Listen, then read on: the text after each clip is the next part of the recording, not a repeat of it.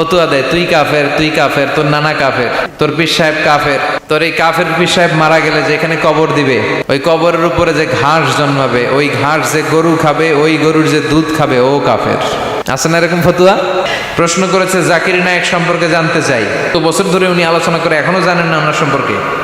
কিছু কিছু আলেম ডাক্তার জাকির নায়েককে কাফের এবং ইহুদিদের দালাল বলে। মাশাআল্লাহ, এই কিলাকিলি বাংলাদেশ থেকে যাবে না আর। এগুলো খুব খারাপ অভ্যাস, আরেকজনকে কাফের বলা, মুশরিক বলা। আপনি যদি কাউরে কাফের বলেন, সে যদি কাফের না হয় আপনি নিজেই কাফের হয়ে যাবেন। ফতুয়া দেয়, তুই কাফের, তুই কাফের, তোর নানা কাফের, তোর পীর সাহেব কাফের, তোর এই কাফের পীর সাহেব মারা গেলে যেখানে কবর দিবে ওই কবরের উপরে যে ঘাস জন্মাবে ওই ঘাস যে গরু খাবে ওই গরুর যে দুধ খাবে ও কাফের। আছে না এরকম ফতুয়া? জাকির নায়েক হচ্ছে কম্পারেটিভ রিলিজিয়ান, তুলনামূলক ধর্মতত্ত্বের একজন পণ্ডিত ব্যক্তি। তার কথা শুনে অনেক হিন্দু, বৌদ্ধ, খ্রিস্টান, হাজার হাজার অমুসলিমরা কালেমার বাণী শুনতে পেরেছে, আলোর দিশা পেয়েছে, ঠিক কিনা? হাজার হাজার লোককে মুসলমান বানাইছে উনি। আপনি বানাইছেন কয়জন রে? যে ওনারা কাফের ফতুয়া দিল, ওনার হাতে শাহাদা বাক্য পাঠ করেছে কয়জন? আর জাকির নায়েকের হাতে হাত রেখে হাজার হাজার লোক কালিমা পড়েছে। অনেক বিষয় আছে যেগুলো অনেকে এইভাবে উপস্থাপন করতে পারে নাই। সমসাময়িক বিষয়, কম্পারেটিভ বিষয়, আধুনিক বিষয়, এগুলো উনি কোরআন এবং বিজ্ঞানের আলোকে মানুষের কাছে বুঝিয়েছে। অস্ট্রেলিয়াতে যে, ইংল্যান্ডে যে, আমেরিকাতে যে আপনি কথা বলতে পারবেন, দাওয়াতি কাজ পৌঁছাতে পারবেন, উনি পারছে।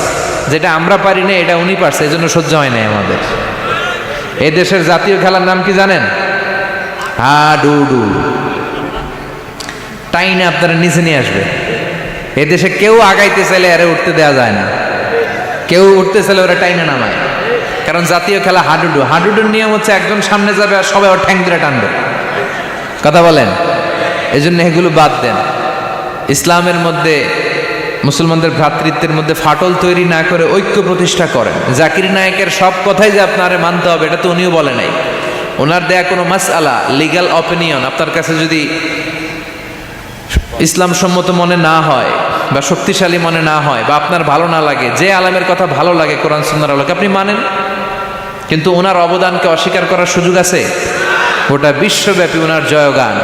আপনি সূর্যরে ভেটকি মারলে আপনি সূর্যের কিছুই করতে পারবেন না। আপনার ভেটকি আপনার মুখের উপরেই থাকবে। চিল্লায় বলেন ঠিক কিনা? গোটা বিশ্বব্যাপী আল্লাহ ওনার সম্মান মর্যাদা দিয়েছে, আপনি কি করবেন মিয়া? হাজার হাজার লোক ওনার হাতে হাত রেখে কালিমা পড়ে মুসলমান হয়। আমরাও নতুন নতুন অনেক জিনিস ওনার কাছ থেকে শিখি। আগে এগুলো বুঝি নাই, শিখতেছি। অনেক ভালো জিনিস আছে।